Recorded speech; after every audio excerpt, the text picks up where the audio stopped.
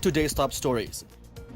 The PNP investigates the possible involvement of local terror groups in the bombing of a mall in Cotabato City.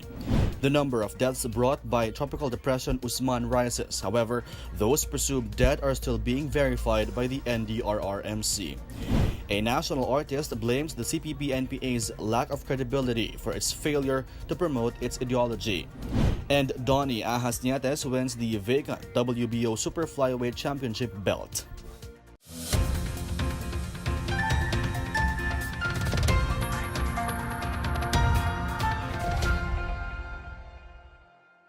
Good day, I'm Pia Roses Morato. Welcome to the PNA Newsroom. The Philippine National Police is looking into the involvement of local terror groups in a bombing that killed at least 2 people in Cotabato City.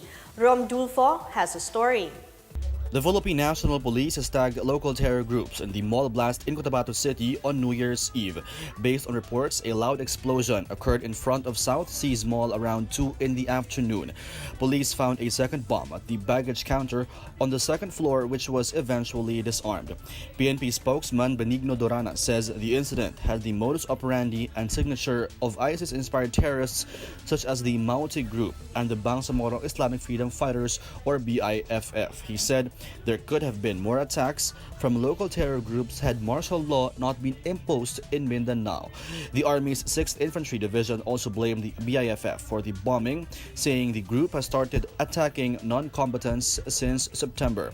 Meanwhile, Moro Islamic Liberation Front Chair Al-Hajj Murad condemned the bombing, which left about 2 persons dead and 34 others wounded. Murad says he was saddened. The incident happened in the thick of preparations for the ratification of the Bangsamoro Organic Law. Meanwhile, Presidential Peace Advisor Carlito Galvez Jr. said the Cotabato blast should not affect ongoing efforts to achieve peace in Mindanao. The Japanese government and the European Union also expressed their solidarity with the Philippines, along with a statement condemning violent extremism. For the PNA Newsroom, I'm Rom Dulfo. The military assures the public that security forces are doing everything they can to prevent a repeat of the blast in Cotabato City. AFP Chief of Staff Benjamin Madrigal made the remark in response to the travel warning issued by the United Kingdom. The Foreign and Commonwealth Office cited the blast at a shopping mall in Cotabato City that left 2 people dead and 34 others injured. Madrigal said troops are already advised to intensify their efforts against such security threats. The United Kingdom also issued travel advisory except for essential travel to the rest of Mindanao and to the south of Cebu province, including the municipalities of Dalaguete and Badian, due to threat of terrorism. The National Capital Region Police Office says the celebration of New Year in Metro Manila was generally safe and peaceful. NCRPO Chief Guillermo Elizar credited the intensified police visibility to ensure peace, order, and safety during the Yuletide season. The NCRPO also coordinated closely with emergency service professionals, public transport staff, barangay personnel, and other stakeholders. The district directors were lauded for intensifying the campaign against illegal firecrackers as well against indiscriminate discharge of firearms. No stray bullet incident was reported this year. The NCRPO vowed to continue the relentless campaign against all forms of criminalities for the rest of the year. Lower firecracker-related injuries are reported in the regions throughout the new year. In northern Mindanao, this year's celebration was relatively peaceful with only 4 firecracker-related injuries recorded. A suspected stray bullet incident was reported in Iligan City where a woman was slightly injured. Meanwhile, the Department of Health in Region 12 says only 6 firecracker injuries were reported throughout the holiday season. This is much lower compared to the same period last year with 42 injuries. Injuries from holiday revelries in eastern Visayas also dropped this year as less people used firecrackers and fireworks to celebrate Christmas and the New Year. The region has 28 blast victims, or lower by 36% than last year's 44 injuries.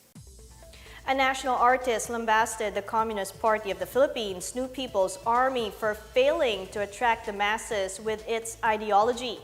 National Artist for Literature F. Sionil Jose said the CPP-NPA's failures are brought by its lack of credibility and blindness of reality.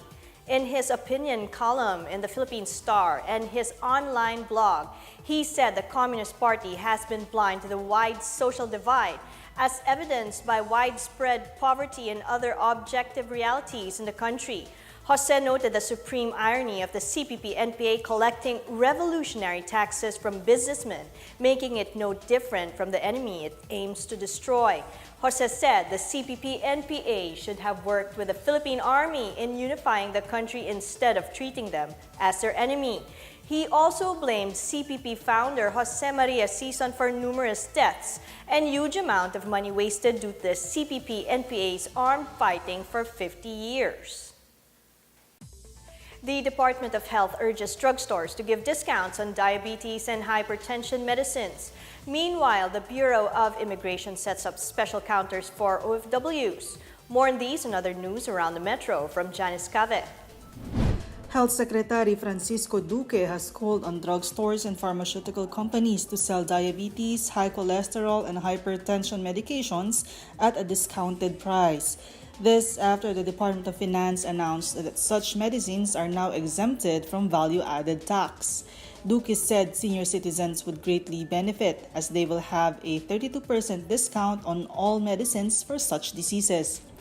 Meanwhile, the Bureau of Immigration formed a special team that will conduct pre-screening of overseas Filipino workers and attend to their immigration needs.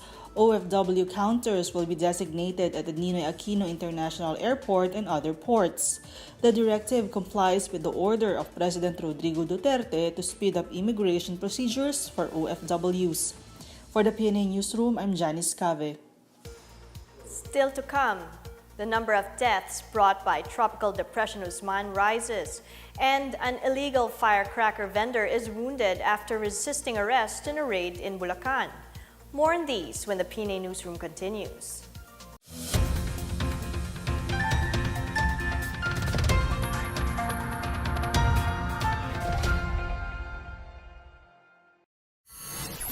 Sa pagsapit ni Pangulong Rodrigo Roa Duterte sa kalagitnaan ng kanyang termino, mas higit naging doble ang kanyang sipag upang maihatid sa bawat Pilipino ang ipinangako niyang pagsulong at pagunlad. Itong 2018, tiniyak ng Pangulo na maiparamdam sa bawat mamamayan ang tunay na malasakit, pagbabago at pag-angat ng kalagayan sa buhay.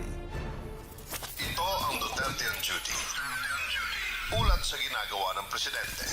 Pagsasaka ang isa sa mga pangunahing hanap buhay ng mga Pilipino, kaya binigyang prioridad ito ng Pangulo sa pamagitan ng pagpapatupad ng Free Irrigation Service Act at pamamahagi ng mga lupang sakahan sa iba't ibang lalawigan sa ating bayan. Kasabay nito'y isinaayos ng Pangulo ang mga proseso sa importasyon ng mga produktong pang-agrikultura. Ginawa ring business-friendly ang Pilipinas. Naging mabilis at simple ang mga transaksyon sa pagtatayo ng mga negosyo sa tulong ng Ease of Doing Business Act. Pinakinggan ng pamahalaan ang mga suliraning kinakaharap ng mga maliliit na negosyo at binigyan sila ng sapat na tulong upang matiyak ang paglago at pag-asenso. Ngayong 2018, binigyan ng suporta ang mga siyentipiko upang mas mapalawak at mapahusay ang research and development ng bansa. Tiniyak din ng Pangulo na malulusog ang mga mamamayang Pilipino. Pinaganda ang sistema ng health services para sugpuin ang mental illness, malnutrisyon sa mga bata at matiyak ang kalusugan ng mga nanay na bagong panganak. Kanya ring isinulong ang paglilinis at pagsasaayos sa Boracay upang maibalik ang taglay nitong ganda at maging modelo ng iba pang tourist spot sa Pilipinas. Nagkaloob din ng tulong ang Pangulo sa mga naging biktima ng gyera sa Marawi upang mapabilis ang pagpapatayo at pagsasaayos ng kanilang mga tahanan at tiniyak din na ligtas na sila sa mga terorista. Pag-iwas sa karahasan at magulong sistema ang magiging daan tungo sa kapayapaan at kaunlaran. Kaya nilagdaan ng Pangulo ang iba't ibang batas para mapanatili ang katahimikan sa ating bansa. Binuksan din ang Emergency 911 hotline para sa mas mabilis na pagresponde sa mga nangangailangan ng agarang pagsagip at upang ang bawat pamilyang Pilipino ay makapamuhay ng marangal, maunlad at matiwasay, isinulong ang mga karapatan ng mga manggagawa. Samantala, nilagdaan ng Philippine Systems Act kung saan isang identification card o ID na lamang ang kailangang ipakita upang mapadali ang proseso ng mga transaksyon sa gobyerno. Nais ng Pangulo na magkaroon magkaroon ng magandang kinabukasan ng mga kabataang Pilipino, kung kaya binigyang suporta ang libreng tuition fee sa pag-aaral sa kolehiyo.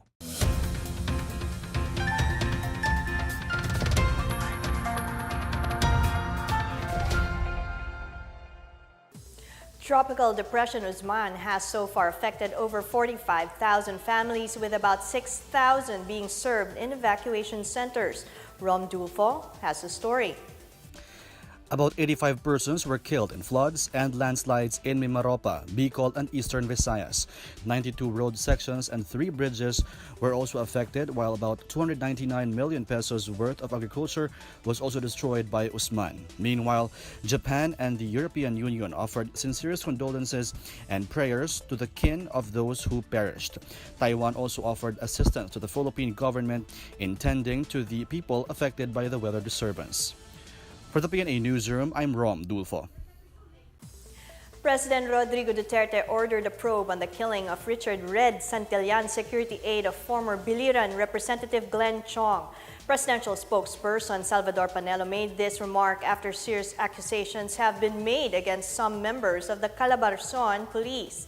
Chong accused police of ambushing and torturing Santillan, who was tagged as a member of a syndicate. The palace strongly denounces the incident, adding that the president does not condone airing men in uniform who grossly violate the law. Earlier, the palace also ordered a probe into the killing of Ako Bicol Representative Rodel Batocaba and vowed to bring perpetrators to justice.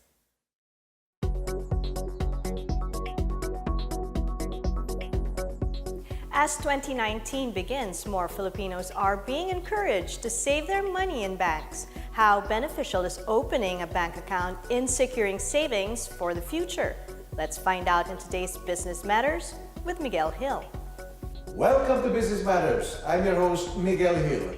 With us today is the first Vice President for Consumer Affairs of the Philippine Veterans Bank, an old friend of mine, Mr. Mike Villarreal. Hi, Mike. Hi, Miguel. How are you? Mike Tocayo. I'm good, thank you. Welcome to the show. Your Yeah. first time with us. Yeah, it is. Thank you for having me. And we're going to talk about unbanked Filipinos. Unbanked Filipinos. So yung mga Pilipino na walang bank account. Yes. You know, recently I came upon a report, I believe it was made by the Bangko Sentral ng Pilipinas or the Bankers Association of the Philippines. I think, yeah. And apparently, the number of banked Filipinos as against banked Filipinos is the balance is shifting towards banked Filipinos. But still, in terms of percentages, a lot of Filipinos in this day and age apparently do not own bank accounts, and that seems to be a problem for the BSP. So, is that a big issue for the banking circles? Well, I think it's more of a regulator's concern because in the banking industry, banks are doing well in terms of performance. But in the region where the Philippines is, we actually are one of the lowest in terms of savings accounts, and also in terms of how the percentage, as you mentioned earlier, of the bank versus the unbanked. So I think it's a concern of the regulators that to bring more people in the mainstream banking services or industry, because more people banking means more services for the economy. It means their money is secure, and all that stuff that comes along with banking. It also is a safe way of keeping your money.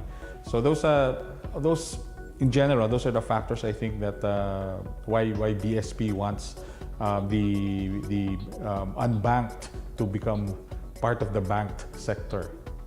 The BSP is doing something to get everyone into the mainstream. Yes, they recognize it's the challenge. It's an issue. It's an issue, yeah, and understandably, because it's a very multifaceted concern or issue. It starts with the way we are brought up to the point of our behavior financially, and also the economy as well. You know, I have to admit that I did not realize that was such a problem up to now in the 21st century. But, you know, top of the mind, if you say unbanked, I would think, no, and this is just my guess, it's because baka walang iimpok sa bangko. Pero Yes. apparently, I mean, that's basic logic. Pero apparently, the issue is bigger, is wider than that. And it ultimately boils down to an issue of education Yes, that's part of it. and Yes. trust.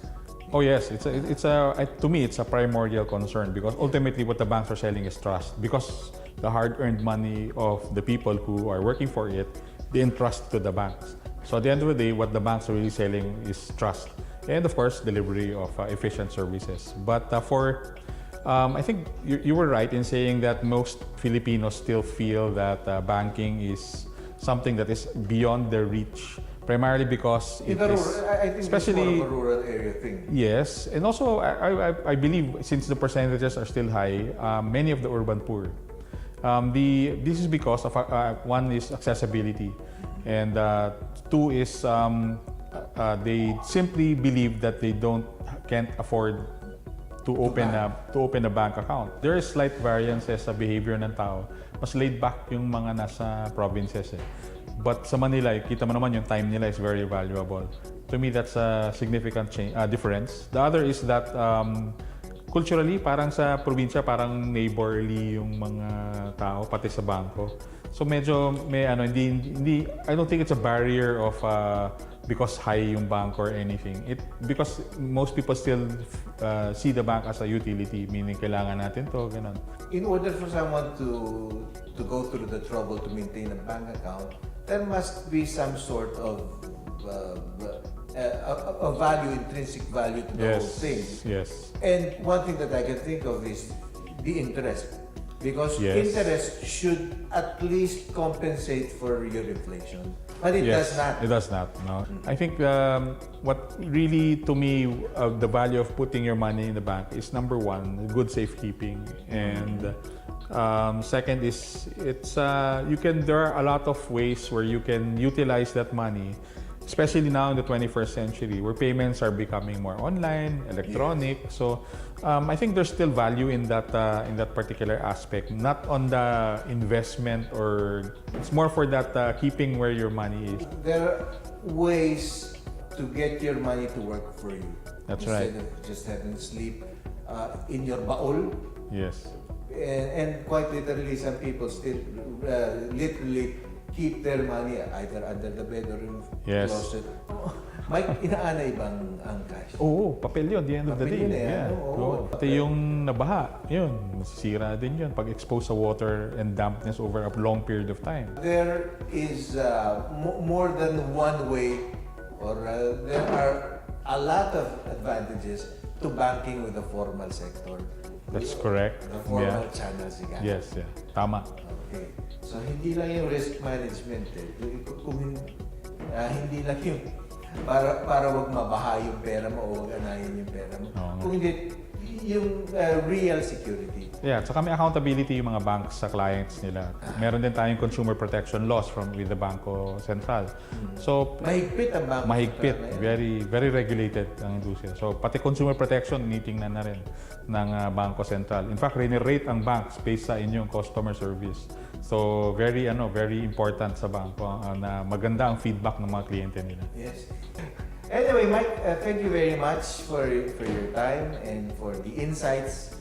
This has been Miguel Hill with Miguel Villarreal for another episode of Business Matters.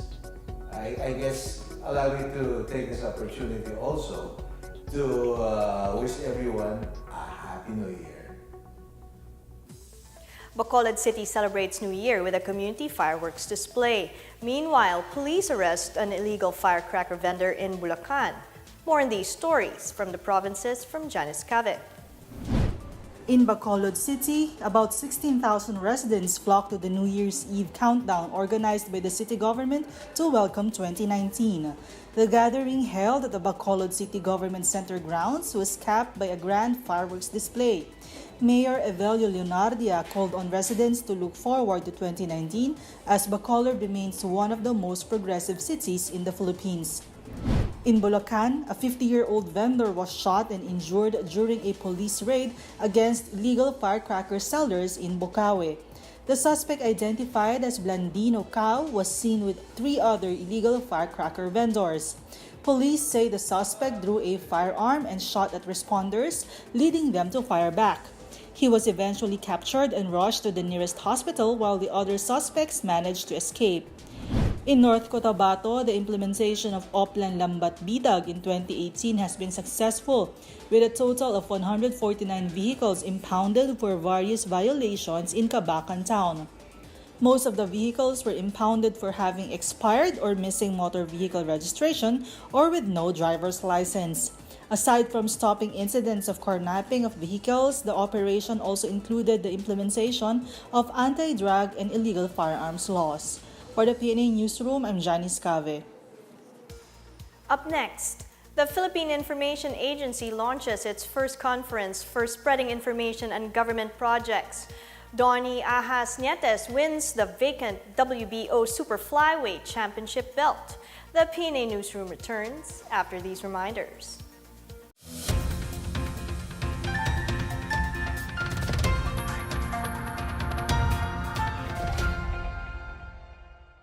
Higit pa niyang pinagtibay ang pagsugpo sa paglaganap ng iligal na droga. Patuloy naman ang pagtulong sa mga kababayan nating nalulong sa masamang bisyo. Kasabay nito'y hindi niya pinabayaan ang ating mga overseas Filipino workers o OFWs. Sa ilalim ng Build, napasigla ang ating ekonomiya, mas dumami ang mga infrastrukturang magsisilbing tulay sa malawakang pag-unlad ng ating bansa. Mas pinalakas din ng ating Pangulo ang ugnayang panlabas ng Pilipinas sa kanyang pagbisita at pagdalo sa mga mahalagang pagtitipon ng mga pinuno ng iba't ibang bansa. Ang makasaysayang pagbabalik ng Balangiga Bell sa bansa na nagsilbing hudyat ng paghihilom ng sugat na bunga ng digmaan sa pagitan ng Pilipinas at Amerika noong 1901 ay ngayong 2018 din naganap. Laging iginigiit ni Pangulong Duterte na ayaw niya sa korupsyon, kaya naman walang humpay ang kampanya laban sa mga irregularidad at iligal na gawain sa iba't ibang ahensya ng pamahalaan.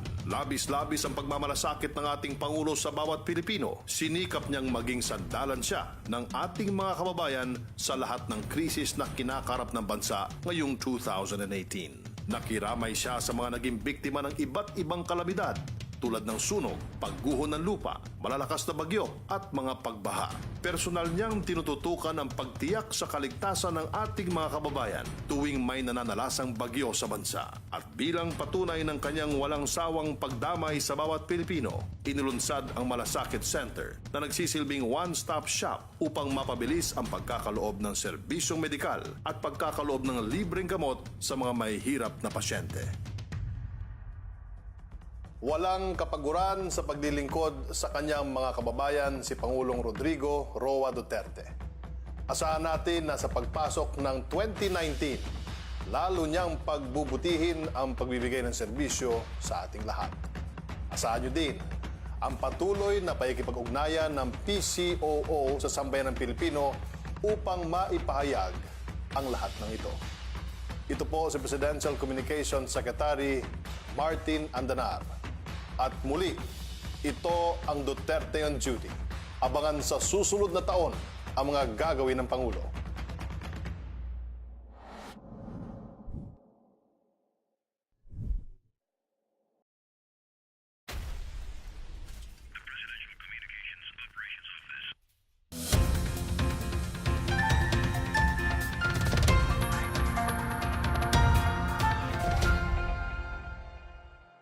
The Philippine Information Agency held a conference for communicators and other stakeholders to spread information on some of the government's advocacies. More on this from Calvin Pinaco. With the aim of enlisting information volunteers from various sectors of society who can share government information, the Philippine Information Agency, or PIA, held its first Information Volunteers Network, or IVN, conference in Iligan City. Some 100 individuals attended the event to represent their agencies and organizations, including government employees, barangay officials, school writers, sangguniang kabataan officers, teachers, journalists, and bloggers. The conference tackled 3 topics: Sulit sa SSS campaign, HIV 101, and the Information Highway. PIA Director General Harold Glavite talked about the information highway, explaining plans of establishing an easy communication flow between the government and the grassroots with the use of information centers and digital media. Cavite emphasized the importance of IVN to this undertaking and being a responsible user of the internet and social media. Ligan City Mayor Celso Regencia graced the event and delivered an inspirational talk to the participants. In an interview after the event, Cavite expressed his satisfaction with the event's success and highlighted the IVN's main goal. We are very happy that we had a very good turnout. We had close to 100 information volunteers coming from different sectors in the city of Iligan. This is a mark of a beginning of a wider reach when it comes to access to government information. We created the IVN primarily for the purpose of expanding our network of communicators on behalf of the government. We want to make sure that a lot more people will be involved when it comes to the dissemination of programs and services of government. We would like to keep this going. We want to have more IVNs organized in every city and every province in the country, because this is our only way to expand our network, and we call on our kababayans to be part of this and for us to become a more responsible population when it comes to sharing of information and informing Filipinos. Cavite said PIA will do more IVN launches in various locations in 2019. The next launch, he added, will be in Lanao del Norte on January 22, 2019. For the PNA Newsroom, Calvin Pinaco, Philippine Information Agency. Various countries celebrated the New Year with colorful fireworks, spectacles, and revelry. In China, cooks in Xinjiang town of Hangzhou, Jiang Province competed in a rural cuisine competition to usher in 2019. More than 100 local dishes were prepared in the Gourmet Fest. In Japan, thousands flocked to Tokyo Disneyland in Chiba to celebrate the New Year. Festivities started with a fireworks display at midnight, followed by a massive parade in the park grounds on New Year's Day. In London, a massive fireworks show also marked the coming of the New Year. The London Eye changed colors while the Big Ben rang its bells at midnight. In Auckland, New Zealand, thousands watched the New Year's fireworks display. The spectacle at Auckland Sky Tower was followed for the first time by a light show projected on the Auckland Harbour Bridge. In sports, Donnie Ahas Nietes welcomed 2019 as a new WBO Super Flyweight champion. Nietes defeated Kazuto Ioka for the vacant title at the Wind Palace in Macau right on the final night of 2018. Nietes got the belt on his second try after failing to capture the championship in a split-draw decision against Aston Palite on September 9. The Nietes-Ioka match ended in a split decision with Nietes' experience getting 2 of the referees' nod this time. Nietes became the 3rd Filipino 4 Division World Champion, joining an elite club that only had Manny Pacquiao and Nonito Donaire as members. Nietes remains unbeaten as well as in his last 35 fights dating back to 2004. Advocates of the Bangsamoro Organic Law called on more residents in Basilan to support the creation of a new Bangsamoro region. This as Isabela City is tagged as one of the potential parts of the region proposed by the Bangsamoro Organic Law. Here's a report. An official of the autonomous region in Muslim Mindanao is optimistic that Basilan's constituents will ratify the Bangsamoro Organic Law or BOL in the plebiscite, which will be held on January 21. The city is not part of the ARMM but is listed in the proposed Bangsamoro Autonomous Region in Muslim Mindanao. That is, if majority of the voters will opt for inclusion.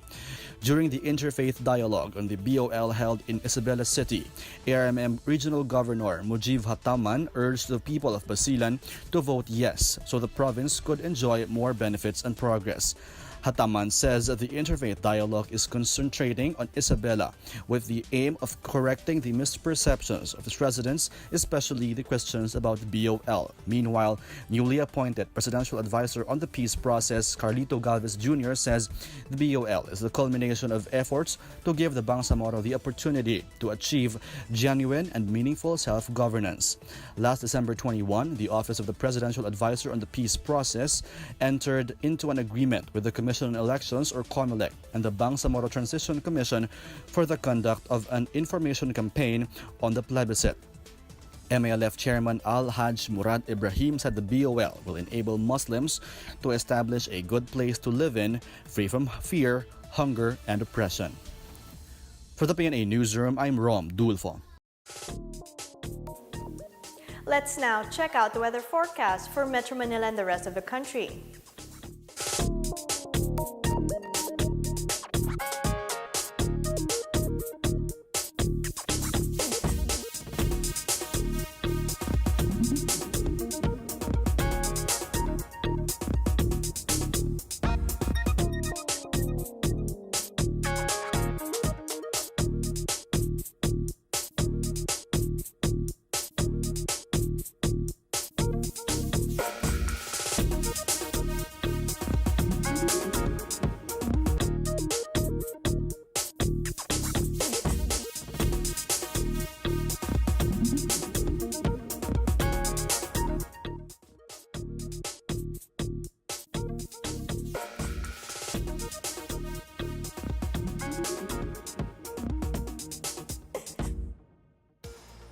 Here's another look at today's top stories. The PNP investigates the possible involvement of local terror groups in the bombing of a mall in Cotabato City. The number of deaths brought by tropical depression Usman rises. However, those presumed dead are still being verified by the NDRRMC. A national artist blames the CPP-NPA's lack of credibility for its failure to promote its ideology. And Donnie Ahas Nietes wins the vacant WBO Super Flyweight Championship belt. Thank you for watching another edition of the PNA Newsroom. To check out these and other stories, visit the PNA website or follow the Philippine News Agency on Facebook and Twitter. For more stories about the government and how it serves the Filipinos, look for these hashtags in all of our social media platforms and websites. And that's your daily dose of the latest news and information that you need to know from the PNA Newsroom. I'm Pia Rosas Morato. Good day.